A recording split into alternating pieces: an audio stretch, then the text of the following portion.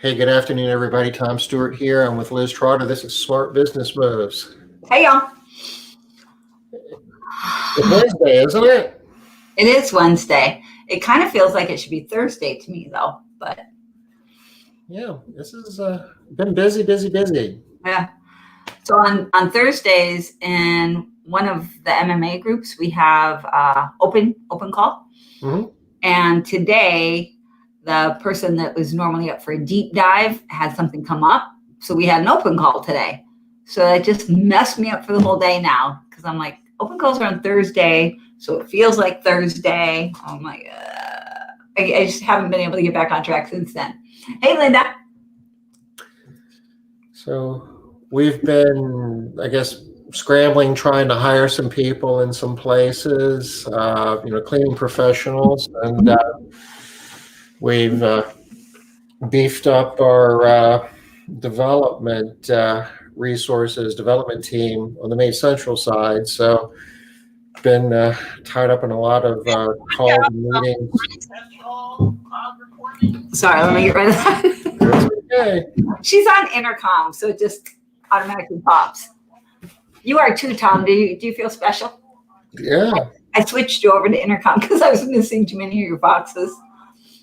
You mean Voxer? Yeah. Okay. Yeah. So when it says that you automatically hear my Vox, that means it played. But if you were, it's kind of like if a tree falls in the woods and nobody's there to hear it, doesn't make a noise type thing. Yeah. If I'm not around my phone, and I am more often than not around my phone, I leave it laying all over the place. Oh, somebody can't wait for this. Who's that Facebook user that can't wait for this? Who's the Facebook user? Somebody's in a group, right? That's what that means, Tom? That means they're in a group. Some group. All right. Hey, Bridget. Setting KPIs for E for all. For efficiency. Oh. We're going to be talking about efficiency today. That's why. Right at that point. All right, we have a question too. We got good people on here today. Well, I don't know who the Facebook user is. Kimberly. Okay, hey Kimberly. I was thinking it might be Sarah, but hey Kimberly. Oh, that's good. She's a good person to have on here too. So one thing that we were wondering, you guys, are we going too slow through this material? Would you like us to speed up a little bit, or we are thinking it just? Hey Sam. Don't worry, they are here. You will be dealing with cats and dogs. Well, I don't know. Is Molly around, Tom? Molly's with Janice for the moment. She's out with Richard. They might be back before we're done. I don't know. I do have cats. Do you guys hear that? That's already one cat. So I'm going to stop my camera for just a second. But if we are going too slow, Liz will tell you we're capable of going a whole lot faster. We're just trying to find the right speed here. Yeah. We can go faster, right, Liz? Yeah, of course. We have gone so much faster that I'm like, people are totally lost, Tom. Right. Remember, I had people reaching out to me like, I have no idea what Tom's even talking about. Yeah, I know. Okay. All right, so you guys let us know. Some of you are on here pretty regularly. Leslie, Linda, Bridget, is the tempo good? The speed that we're going through this material good, or would you rather we speed it up? Let us know. Kimberly, Tom, do you remember how Kimberly can turn her? She has to accept something, or let me see. I am going to post. Telling me here. Oh, there's a lot of them. Wow. Ask your viewers to visit StreamYard.com/Facebook2. StreamYard will ask to access their Facebook name and picture. If they accept future comments, we'll show their name. And so just go to StreamYard.com/Facebook2. So Kimberly, the only thing I can think of is that you are accessing the Facebook Live from a different place. Linda, thanks for our good and speed, so we can go back to the recordings. Okay, good. Thanks, Linda. Anybody else have any feedback? Let us know. Robin, if you're here. Bridget's a little bit slow. Okay, so we might be able to go a little bit quicker because we do have the recordings, right? Linda? You guys got to do us a favor though. If we start talking about something that doesn't make sense, call it, stop us and ask a question. So I don't want to, kind of goes together and one thing after another. And if one point gets missed, then pretty much everything after that doesn't make a whole lot of sense either. Here's my thinking, Tom. Usually where people get kind of bogged down or feeling like, oh, wow, you're losing me, is more on the spreadsheets. Yep, that's right, Kimberly. Productivity improvement. That's what we're doing right now. It's on spreadsheets. Or when we pull up a spreadsheet and then start trying to show numbers, because it's hard for them to figure out exactly what we're doing, where we're doing, how the numbers connect, all that kind of stuff. So we will, I cut myself off. Kimberly, earlier, I was saying that you are probably accessing the Facebook Live from a different place, maybe a group. Probably if you go to Cleaning Business Today, you won't have that problem if you access us from there. Downloads are helpful for me anyway, so I can refer to them over and over. Oh my gosh, me too. Yep. I love that. All right. Yeah, we're going to take some of the spreadsheets we have and we'll make them available. The one that we looked at one yesterday, I didn't upload it yet because we're not done with it yet. And I'm figuring I don't want to upload it every day. So once we get to the point where we've kind of got everything in that we want, I'll upload it. Okay. Do we want to get going? Yep. Let's do it. My phone's going crazy. I don't know what's going on here, but it's not me. I'm not calling. Okay. Okay. So we're talking about productivity improvements, and we know what productivity is: allowed time divided by the actual time. The allowed time is how long we think it's going to clean a home, and the actual time is how long it actually took. Talked about how training is an important part of improving productivity. The tools, supplies. Pull up the sheet, Tom, so we can see it. I'm not sharing that, am I? I'm looking at it. Looking at it. It's right here. Nice. Do you like it? Yeah. So good. Yay! There we go. I like when my face is small too. For me. I'm sorry. It's better. I think most people would probably like this. I like it when my face is small. I don't like my big face in front of me. It's too much. Yeah, we can just kind of. You just took you away. Yeah. Okay. So, go ahead, Liz. Nothing. So, tools, supplies, equipment. When you select those, the first question you want to ask is, will this save me time? Will this help us be faster in cleaning a home than what I'm currently doing? And you want to ask that question before you ask how much does it cost. Too often, we're buying supplies and equipment based on price, and price is relevant, but that's the second thing you should be thinking about. The first thing you need to be thinking about is how much more quickly can I clean a home? And sometimes spending more on a cleaning product is going to make you more money because what you spend on the cleaning product pales in comparison to the hourly rate you're paying your cleaning technicians. I did think of one more thing around this though, Tom. Another thing is if there are a lot of repairs that need to happen. Repairs are, because they can take so much time. Sure. That can really be a problem. And if they need to be repaired a lot, they can be causing your technicians a lot of frustration. If you're talking about a vacuum cleaner, for instance. Yeah. If you're repairing anything else, get something better. Yeah. More times than not, though, we're looking for a bargain on microfiber. We're looking for a bargain on, general purpose cleaner. And, I would, when it comes to your cleaning agents, typically the lowest price cleaning agents are going to cost you more money than spending a little bit more on products that actually clean well. Right. Totally agree. All right, move on. Performance pay. Okay, we covered all of that, and we understand about commission and job ticket hour, bonus, and even split hourly. We're going to be talking about those more here in a little bit. What we didn't talk about is expectations. And expectations and accountability are probably as big a part of getting increased productivity as anything else. There's Kimberly. Right. Better quality. Her face up there. Yep. Yay. So I guess that link works. Yeah. Okay.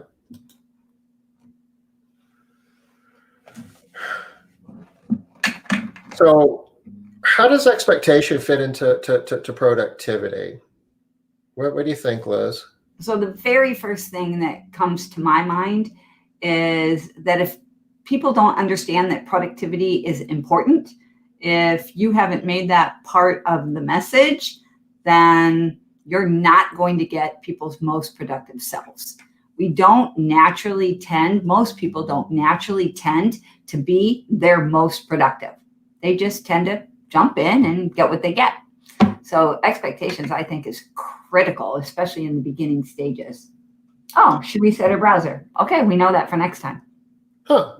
Next time somebody's having that. Like she said, she's never had this problem before. We've used the analogy before about bowling. If it has like a sheet in front of the pins and you just kind of roll the ball down the aisle and the ball goes underneath the sheet and you hear things kind of rattling around. That's not very much fun. You really don't know if you're doing well or not. You definitely are going to have a hard time improving your bowling score that way, right? Absolutely. Yeah. So, part of it is to remove the sheet and help your cleaning professionals understand, the objective, the expectation is to knock all 10 pins down, ideally with the first ball, but if not, we'll give you a second ball and see if you can get the ones that are remaining with the second ball. The same thing with being productive, so it all starts with, if you go back to what productivity is, the allowed time divided by the actual time. I didn't say it. I don't know if I said it literally, but this implies that you have an allowed time. So if you want to manage productivity to start with, you have to be pretty good at predicting how long it should take to clean a home. Yep. Do you have a method? We didn't really get into this, but there's a lot of different ways that we do that. And some maybe are better than others, but do we all have a way to when we're doing an estimate to figure out how long it should take to clean the home? Yep, that's a great question. So I'm guessing that everybody on here has a way to figure out what the allowed time is for jobs, but I'm gonna add that. I mean, that's a pretty important step.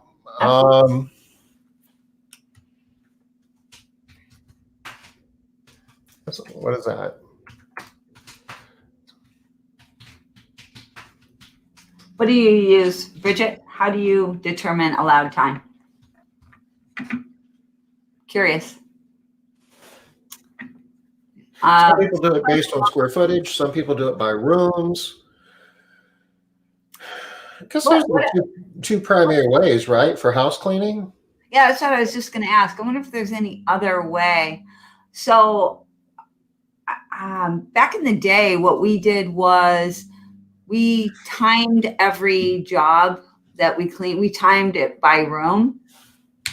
But I guess that is still, yeah. And then we just figured it according to the house and the density. But yeah, I think it's by room.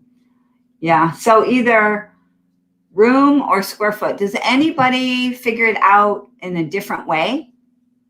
Anybody have another way of doing it? I'm going to give you another way. It's, to my knowledge, nobody really does this in the house cleaning world, but they do it on the commercial side. You remember the other day we were talking about this 612 cleaning times book? Yep. Where it used to be 400 and something, and it was like 540. Now it's 612, so I'm way behind. They've figured out some times that I don't have. Yeah. But on the commercial side, they call it work loading. And it's a whole process you go through to calculate how long it's going to take to clean a particular space, like a big, multi-tenant office space, and how many people are going to do it and who's going to do what, so on and so forth.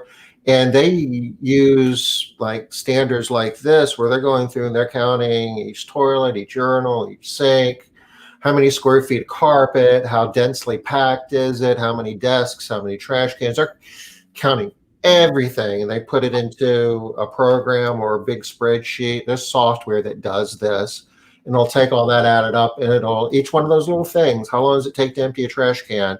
How many square feet of carpet can I vacuum in an hour based on the type of vacuum cleaner I'm using? Remember, the different types of vacuums and the power heads and all of that all had different times. Yeah. And if you're doing big space, because when you're doing big space, this is another thing that's important. Like if you're doing commercial work, a lot of times you're like giving a contract where you're saying for the next 3 years, I'll clean this space and I'll do it for this rate. So if you're wrong, it's kind of hard to go back and ask for a redo to do what we call a rate adjustment in the residential cleaning world. So you want to be right. But I don't think that anybody does that in the house cleaning world. I don't. It's just we used to do that with so we did small commercial. The biggest commercial we ever did was we used to have I think it was a 26,000 square foot building, but usually just very small commercial. And we still did it in a lot of the offices just because it was easier, like an office is this amount of money or time. And we still equated it to time. An office is this amount, a woman's bathroom is this amount, a men's bathroom is this amount, add this much for showers, trash cans are this amount, recycling is this amount. So we did do that, but we never translated it over to residential. Yeah, a lot of people, right now we only have Kimberly and Amelia, they both do square foot.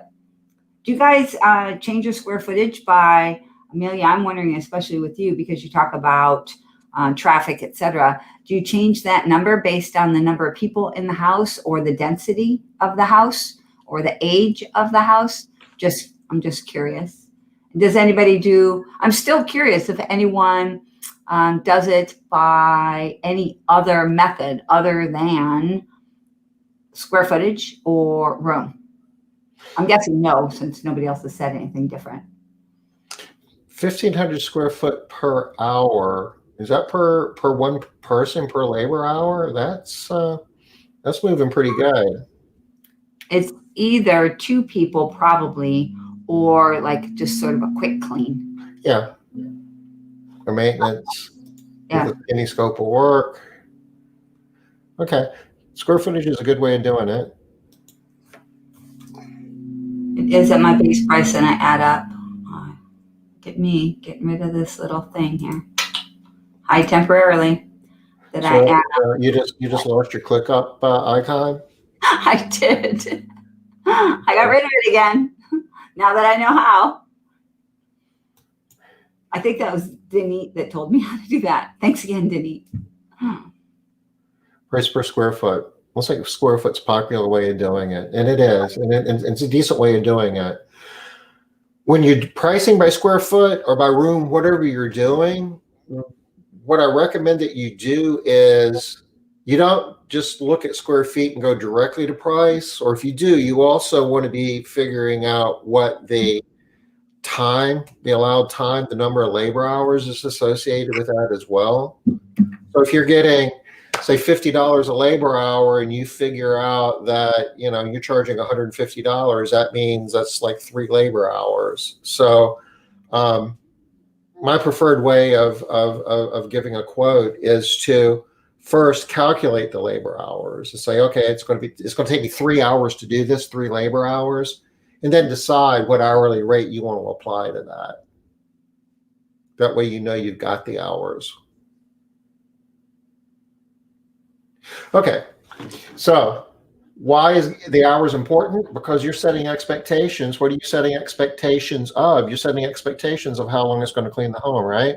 Yeah, and so quality level. So that's a huge piece of expectations, because if you're not careful when you're talking about productivity, if you just focus in on the amount of time it's going to take to clean and you don't give equal time and respect to the quality level that you're expecting, you're going to get outcomes that you're not happy with. I'll give you that. So there's two things that we're doing here. And really, there's more than that. There's a lot of things you're expecting of your people. Absolutely. You know, get out of bed and get to work on time, brush your teeth, You don't comb cuss your out hair. Customers. No cussing anybody out. Yeah. Here's our core values. We expect you to embrace it. I mean, there's a lot of different things. But in the context of this discussion, if you want people to be more productive, you have to make sure they understood this is how long we expect it's going to take for you to clean this home. And oh yeah, by the way, this is the scope of work. So we expect you to meet this level of quality and meet this level of this scope of work in order to make that happen. With scope of work, should we add that to this? I think scope of work is important, Tom. Let's see, what do we got? So Linda is 600 square feet, and Kimberly, it looks like Kimberly is 750 square feet. Okay. And 1,500 per hour. I'm guessing you mean $15, maybe. I'm not sure where we're going with that, David. And then Kimberly wants to charge $180 for 1,500 square feet, maybe. So that'd be $90 an hour. Is that right? Is that what I'm reading? I'm not exactly sure what the $180 for that square foot is. Yeah. Not sure there. And then I think most people will add on for per person or pets above a certain number. I'm remembering one time a post where a customer was complaining about having to pay more for pets, and it got really rowdy in that. It was in a Facebook group. So our company average per is 750 is kind of the middle of the road, for a typical frequency, a typical scope of work for a maintenance clean. That's usually what we hear. Yeah, for recurring cleaning.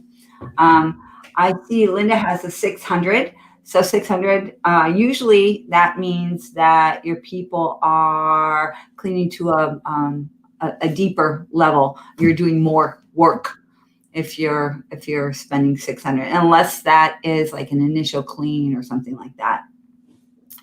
Okay, so on the accountability side of this is the last one that's remaining. What we talk about matter, meaning, measure, accountability. Mm-hmm. So you got to have something. I mean, the expectation, basically, you need to create accountability going back to the expectation. How do we do that, Liz? Well, feedback, right? First, yeah. You set the expectation, and then you provide feedback in terms of how well we're meeting that expectation, which means that you have to have some way to measure. That's an easy way. Yeah, that's what I was going to say, is you have to have a measure first.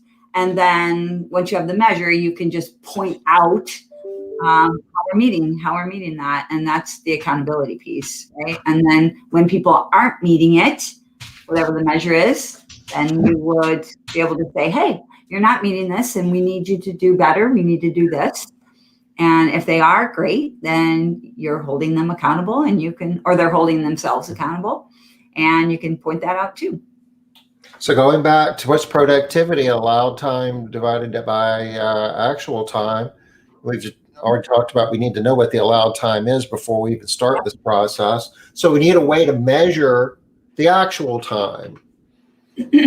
And, it could be as simple as, here's your work instructions on a piece of paper, write time down on this piece of paper that you start cleaning the home, and write the time down on this piece of paper when you finish cleaning the home, and you take the difference between the two, and you've got the actual time. We did that for years because when I started American Made, I didn't have a computer. I didn't even know what a computer was. They didn't have computers. I mean, they did, but not for regular people. That wasn't a thing. So it took a while to get where we were not using just paper to figure out the actual time. It wasn't really until like after, the smartphones, iPhone, and, GPS, and just the ability to have like distributed mobile technology, that it really got a lot easier to do this whole, time capture thing. Now there's so many ways that you can have your teams just clocking in and clocking out of a job. And that's So many time trackers, right? The time trackers are just abundant and they're so easy. People just clock in on their phone or check in on their phone and check out when they're done. And it's amazing. I mean, if you don't have like I know a lot of scheduling programs do that nowadays, but if you don't have a scheduling program, your phone can take care of it. Oh, we're supposed to be moving just a little bit quicker too. Yeah, Bridget, me too. Work orders for ages, right? Well, people are posting stuff and we're talking about it. If we ignore what's in the chat, we can move a lot faster. No, we're not. Okay, well, we're not ignoring it. We can't have our chat and go fast too.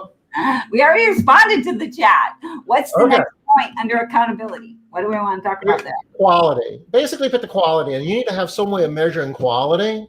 If the quality standard is being met, if the scope of work is being met, then it's all about, are you working at a normal rate? Is your productivity at least 100%? If not, you got to circle back to the training and the tools to kind of figure out, where the breakdown is. But regardless of what your talent level is, anybody has the opportunity to become more productive if you go through this cycle. Yeah, absolutely. I like that you say that people should be at a minimum at 100%, Tom, because I think a lot of times people have this idea that 100%, that's not attainable. That's not realistic. Nobody can be 100%. There's always room for improvement in everybody with everything. But if we've set our allowed times correctly, then 100% should be achievable. That's the point. Because, it's not like it's a scale where 100 is perfect. 100 isn't perfect. Right. 100 is average. Okay. Yeah, thank you. I love that. That's great. That's a really good distinction, I think. Because if your actual time is faster than your allowed time, you're over 100%. So the expectation would be 100%. Right. Anything below that is you're not meeting the expectation. You're pulling our whole average down. Yeah. You're a blight on our company. Wow. Okay, that took a dark turn really quickly. That would be inspiring, wouldn't it? No. See, that's Liz's thing. Liz is better at the culture and motivating people. I try not to be on the front lines of those discussions. That's probably for the best, right, Liz? Yeah, I kind of liked that, Tom. I was like, wow, that took a dark turn really quick. Got me motivated. I'm sitting up straight in my chair. We're going to speed up a little bit. I'm paying attention right now. Okay. Is everybody good with productivity? Know what we're talking about here, know what it is, and understand what we need to do within our companies in order to help each one of our technicians improve their improve their performance in the area of productivity. Yeah. And yes, exactly right, Leslie. Yeah. 100% is the expectation, which is really good information to have because it's so easy to feel like we should go less. Oh boy, Tom, LOL. Yeah. You got Pam with that comment too. Good job, Tom. Yeah, we did talk about commission and paying job ticket hours, Sam. Yeah. You'll have to watch yesterday for that. And just to, as a reminder, if I have two cleaners and one of them has a productivity of 120% and the other one a productivity of 86%, the one who's faster is going to make me 12% more profit. We went over this yesterday, but I just don't want us to lose the point that the more productive people are, the lower your loaded payroll to revenue is going to be, which means a larger portion of your revenue is going to flow down to gross profit, which means you're going to be more profitable. Yeah. Which is the whole point of this whole discussion. Potential for more profit, because it's also potential for you to just waste more money, right? We'll talk about that. You got more of an opportunity. Your odds are better. Yeah, odds are better. Yeah. Okay. Efficiency. All right, good. I think that a lot of people feel like there isn't a lot of opportunity to improve efficiency, Tom. So I'm super happy that you're talking about this. Stop. Why would people think? Well, first off, do you think when people talk efficiency that we're all talking about the same thing? Well, we probably should go over that again because we do have, I see a few new people over here. Katerina, for biweekly service, 1,500 to 1,700 per hour. I'm guessing it's probably 750 to 850. Two people or one person? It's got to be two people. That's what I'm saying. It's probably 750 to 850 is probably what she means. Okay. That's what happened with Kimberly. She had accidentally put in for two people also. So, all right. So, but moving on. Go ahead. Efficiency. Go ahead. Explain. Okay.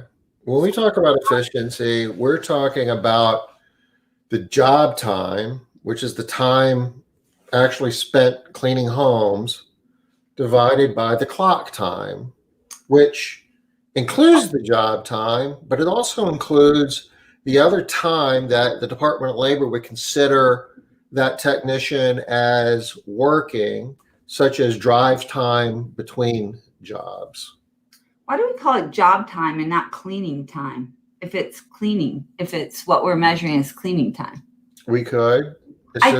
Well, the reason I'm thinking that we call it job time versus clock time is because most of us include, and I could be wrong here, Tom, but most of us include like the loading in of the stuff and the loading out as part of cleaning time, even though they're not strictly cleaning, but they are at the job. So from the time they get to the job until the time that they leave the job is all what most of us would consider that time, job time, which is not precisely cleaning time.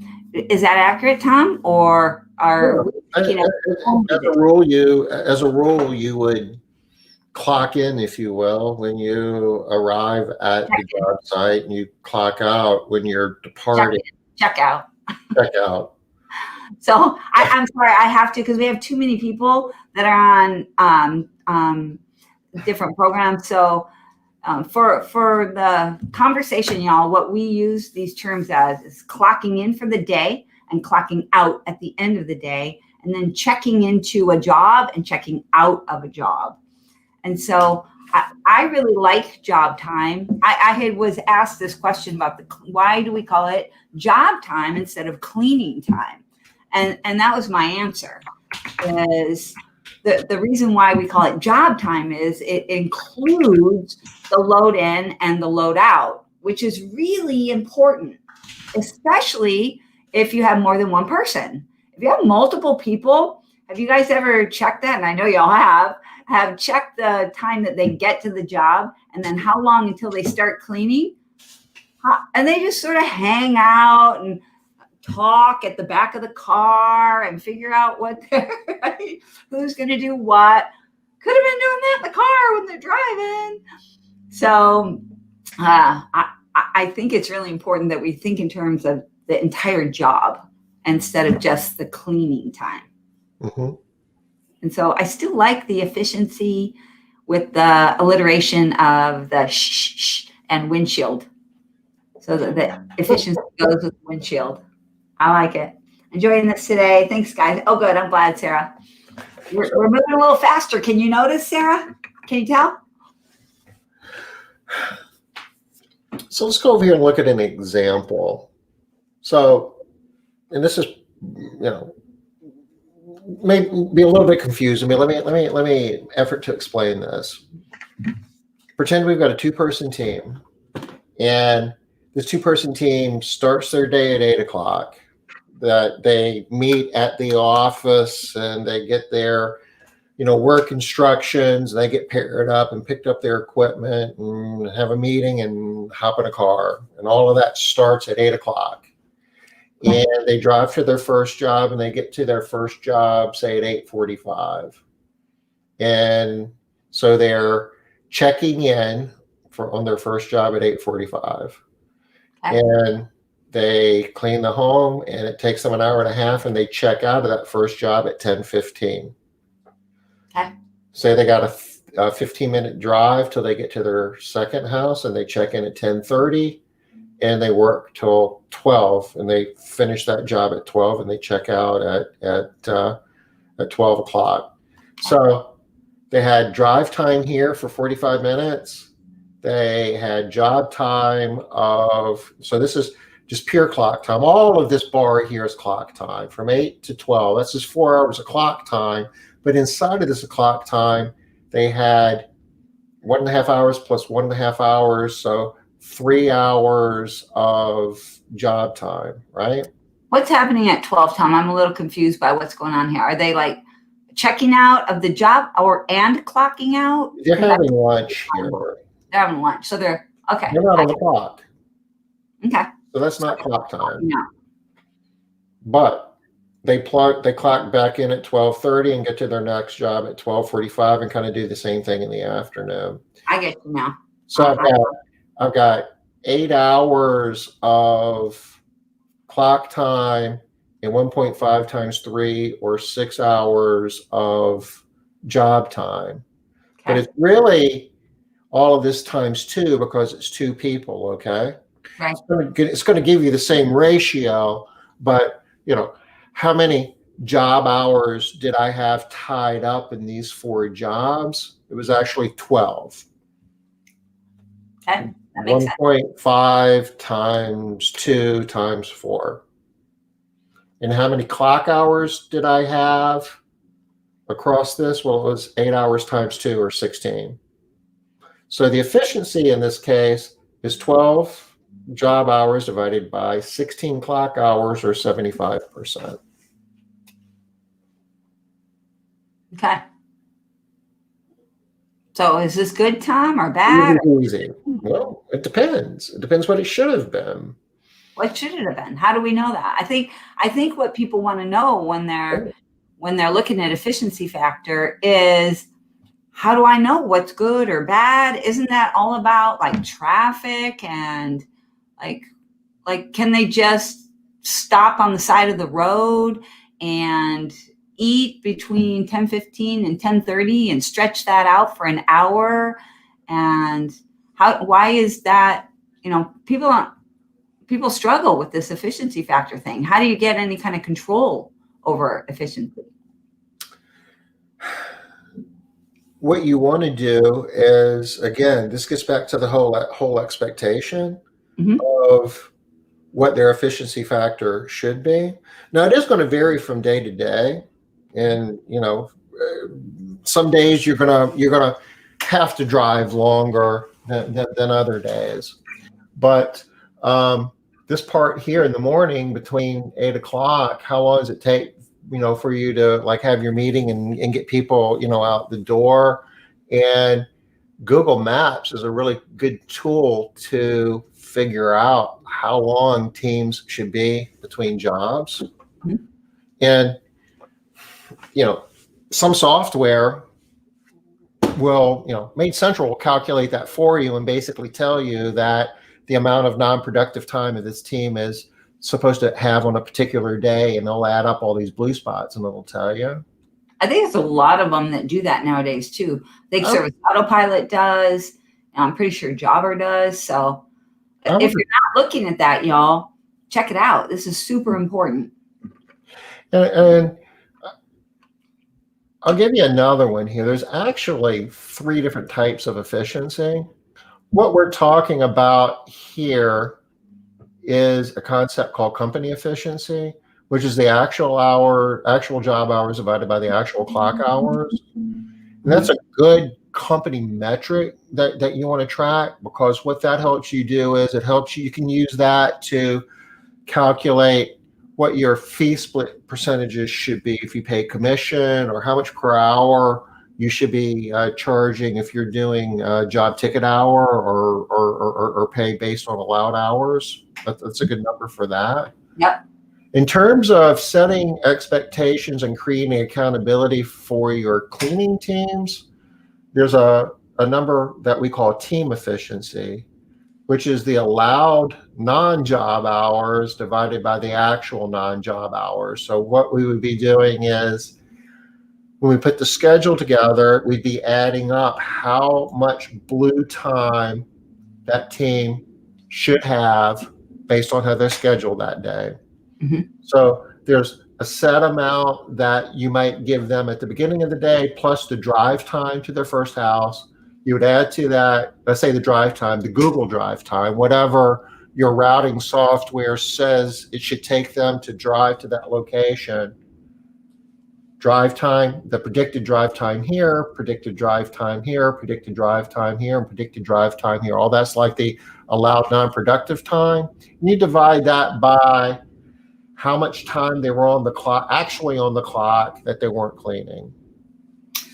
So what you're saying here is you might determine that the allowed time is for you to get to the job at 8 o'clock and be at your first job at 8:45. And then to be leaving at 10:15 and at your next job at 10:30, etc. You're adding all those up and you're coming up with what you have determined is the actual allowed time. Sorry, that'll just be actual allowed non-productive just say allowed time, because I think putting the word actual on there just confuses the message. The allowed non-productive time. Right. In this example, you've got 8 hours in these two blue bars, and 6 of it is spent, on jobs. So you've got 2 allowed non-productive hours. So for this case, the correct efficiency factor, the efficiency factor we'd be looking for would be 75%. But if the team was able to get into the office at 8:15 and still make it to the job at 8:45, and at the end of the day, when they left at 4 o'clock, they were able to do all of their end of day stuff and travel back to the office and get back to the office by 4:40, then they would have a higher efficiency factor. Is that right?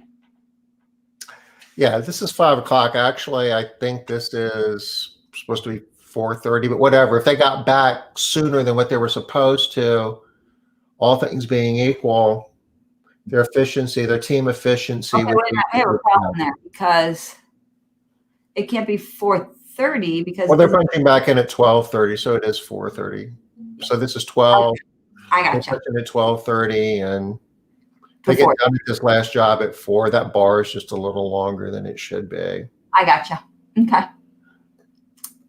But the whole point is, if you can tell the team, not only we expect the 2 of you to be able to clean each one of these homes in an hour and a half, and rarely does it work out that you got a team of 2 cleaning 4 homes and each one of them has an allowed time of 1.5. But for this, illustration, that's what we're doing. And by the way, we've calculated your drive time between jobs, so your non-productive time should be no more than 2 o'clock. And if you do all this the way you're supposed to, you'll be back at the office by 4:30. So if you can meet the scope of work and get back here before 4:30, that's even better, as long as you're maintaining the quality. And if they do that, what if 2 things are happening? They're either more productive, their productivity is over 100%, so they're spending less time in the homes in the orange area, or they're not losing as much time at the beginning or the end of the day, or they're speeding between jobs, which maybe isn't excellent. But if you're really being efficient, you could actually be getting from one home to the next a little more quickly than what would be allowed by Google, because usually the Google times are more generous than what a motivated driver would be able to do. Occasionally traffic and stuff will change that. So, there's always nuances, but you want to be doing this day after day after day. So if somebody consistently comes in with a team efficiency below 100%, that is telling you, and it's relative to everybody else, because not only are you able to measure them against their allowed non-productive time, but you're also comparing that average against everybody else's. So So go back to the chart, Tom, because now you just said a team efficiency of 100%, but on your little illustration, you're only showing an efficiency for the company of 75%. So let's go back here again. Company, this is company efficiency. This slide should actually say that, and it does. I don't know if it'll let me do that. Let's see if it will. It does. Yay. Company efficiency will never be higher than 100%. Team efficiency, kind of the baseline is 100%. It's kind of like productivity. You can be higher than 100% on team efficiency. So in your example here, would you say that that the team efficiency is 100% then? Because they met all of the allowed. But they actually got back to the office at 4:30 and spent an hour and a half as a team in each one of these homes. Yep. Their productivity was 100% and their team efficiency was 100%. So they could get 100% team efficiency, get back at 4:30, but also not get 100% company efficiency factor. I mean, 75%. They could have a better company efficiency factor if they spend less time cleaning and more time on the road. Is that right? Why you want to look at them together is if you have a productivity that's over 100%, then that can adversely affect your company efficiency.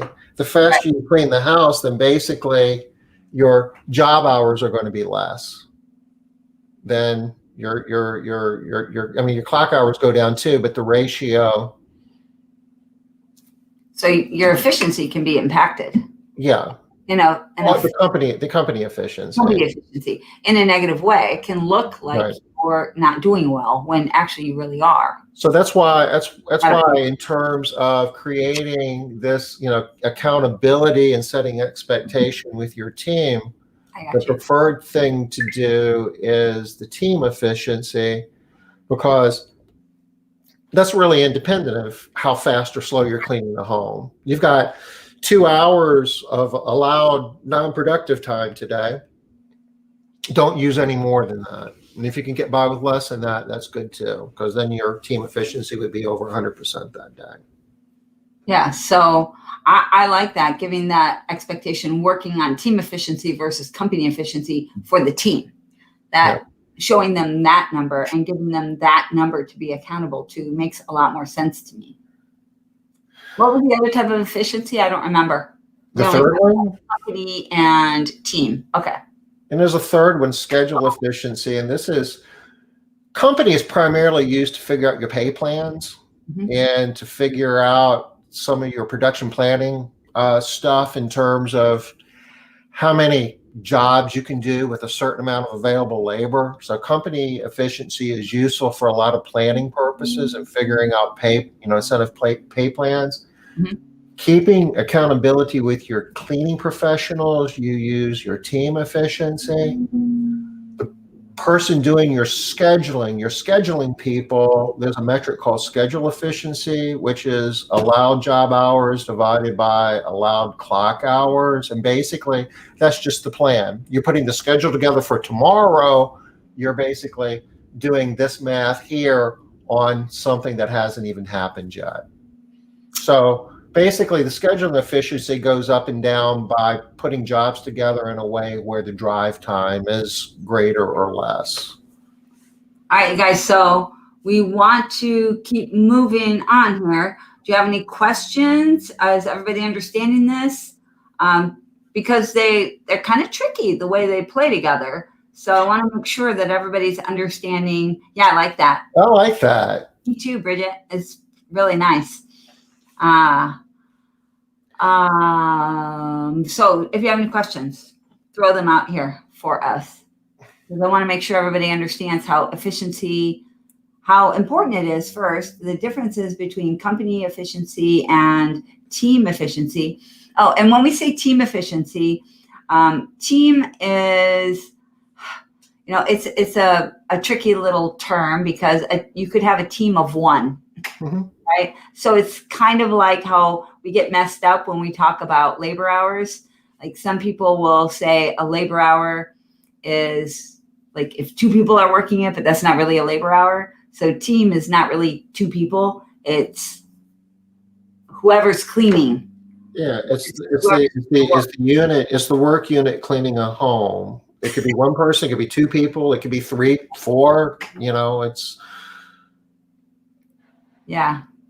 But the assumption is they're all, arriving at the job at the same time and leaving the job at the same time. And there's exceptions to that too, but as a rule, that's the way it works. Okay. And then the schedule efficiency, that has a lot to do with, Tom, I think, how they put the jobs together, putting them in the right order and putting them on the schedule in such a way that if we can't get into Mrs. Jones's house until 10 o'clock, she's not the first job of the day at 8 o'clock. So people are just sitting around trying to figure out what to do, blah, blah, blah. Yeah. Your company efficiency is really influenced by two things, by how well your schedule is put together and how well your teams are, moving between job to job and using their non-productive time wisely. So team efficiency measures the team's contribution to that, and the scheduling efficiency measures your scheduler's, contribution to that. Okay, that's good. It looks like everybody's understanding. No questions or anything, Tom? So why do I care what my efficiency is? I mean, does that have we explained that? I don't think we have explained that well. We haven't explained how everything plays together. Well, the higher this company efficiency, the more of the workday, clock hours, if you will, are being spent cleaning homes as opposed to looking out of windshields, which means the revenue per labor hour is going to be higher, which means the the pay per hour has the opportunity of being higher. If you're doing some type of pay incentive system, by definition, you're doing job ticket hour or commission, it will be higher. The chances of you getting into a situation where you're having to pay any overtime is less. If my pay per hour is more, then the odds of me liking my job a little bit better, and if I'm able to get my day over sooner and get home before my kids get off the school bus, but I still made some decent money that day, I'm going to like my job better. And all of that adds up to having a lower loaded direct payroll to revenue number than what it would be if my efficiency stinks and the teams are out long and you're paying overtime and people don't like the fact that they're out too late and they're quitting and you're having to replace them and spend more on training pay and on and on and on. It's an important metric, and the better we do with efficiency, the lower our loaded direct payroll to revenue will be, and the chances of us being profitable are much higher. Okay, everybody getting that? We got a Facebook user on here. We don't know who she is or he is. If you want to tell us who you are, Mr. Facebook user, go ahead and do that. Revenue hours versus expense hours. So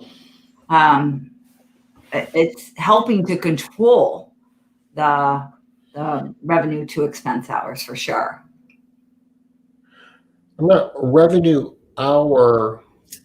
I don't know if those are terms that we used here or not. If I did, maybe I was speaking too fast. No, you didn't. Okay. I think they mean the amount of money brought in per hour. Revenue per hour versus expenses per hour. Yeah. Oh, it's Robin. Hey, Robin. Here, there's a. You can either refresh your browser or click this link here and find out who you are. Oh, it's not a link, is it, Tom? StreamYard.com/Facebook 2, I guess is the Well, that's the second step, Tom. I'm sorry? Step is ask your viewers to visit StreamYard.com. The second step is StreamYard will ask to access their Facebook. I see.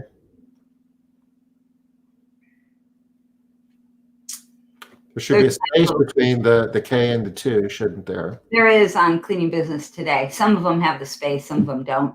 Modern Cleaning, Artsy does. It's only Cleaning Profit Builders that doesn't. Okay. Oh, the one below your Cleaning Business Today doesn't. That's weird. The one up above does.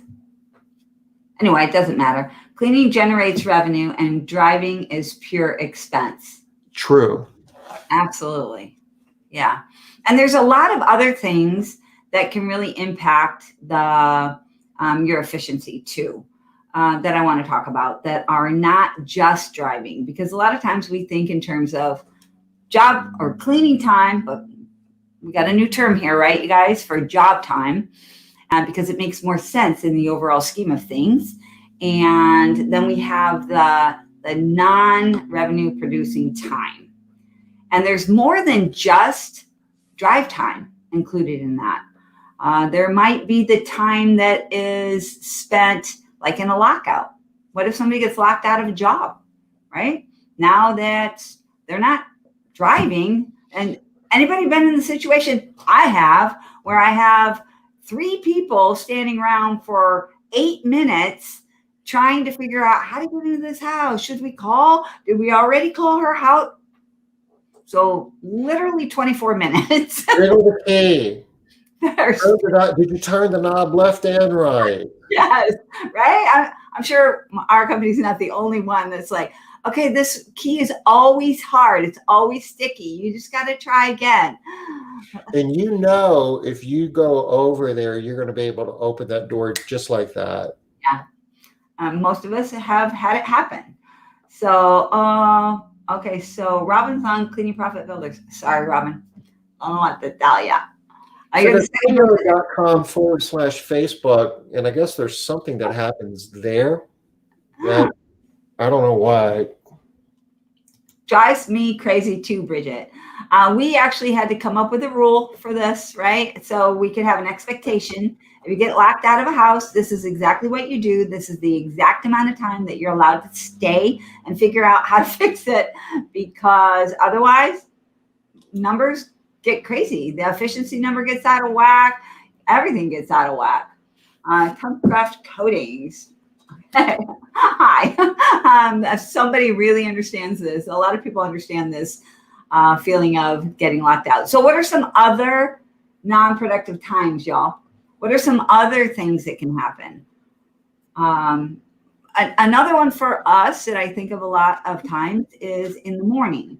There might be a meeting or getting supplies together. If their supplies aren't done the night before, if they're not in the morning, at some point in time, supplies have to be replenished if the team is doing it, unless they're just picking up their stuff and going. Sometimes they don't even have to do that. Solos, a lot of times they'll keep the same supplies for an entire week. They have enough to do a week. So they only have that non-productive time maybe once a week. What are some other times though? Filling supplies, the lockouts.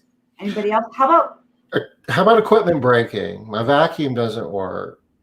Yeah, and that's going to take. I've got a flat tire. Another really good one. I'm lost. Lost. School buses. How about school buses in the morning? Train. Oh, is school buses a thing anymore? Maybe not. School buses, but train. I got caught at the train track. Yes, car breaks. Oh, that's a good one, Pam. I would count that in job time, but when the client shows them around the house and wants to talk to them about everything in the house, I'd still include that in job time. Or they just want to talk to them in general. Here, sit down and have a cup of coffee. Tell me about your day. Yes. Here, let's all go outside and have a cigarette together. Right? Yeah, absolutely. Oh, bad. You ever have the address recorded wrong, and the team shows up at the wrong house? Yeah, there's so many different things that can impact this time, and you have to be looking out for it. How about unscheduled breaks? Can't find. Oh, I love this. Can't find parking. Yeah. Oh, yeah, that's a good one. And really, what are you going to do with that one? That's a real thing, right? If you're in a big city, that's a thing. And have you ever been in a situation where you had to park at a parking meter, and then the team had to go down like every 45 minutes, but changing the parking meter so they could continue to clean the home? So that would affect your productivity. Absolutely. Because that would be, you're not going to be, as job time, but let's hope those are exceptions. Yeah, no kidding. Do you pay an individual rate for drive time or not work time per day? Some companies pay $10 per day. Yeah. So we did talk about this yesterday. Is this Robin? Yeah, Robin. We talked about the different. You can pop up that slide again real quick, Tom, because we're overtime here. Yeah, so we're overtime. We'll pick up on this thought tomorrow and jump back into it. Because thanks, y'all. We will see you tomorrow at 5 o'clock Eastern, and we've got a lot of stuff here to talk about efficiency, and we'll talk about the pay a little bit more too. There's a lot of nuances here in terms of. I'm sorry. And we're going to talk about profit. We're going to talk about profit. Absolutely, profit. Yeah. Want to make sure that we're doing this legally, and here's a dog. See you tomorrow at 5 Eastern. Bye, y'all.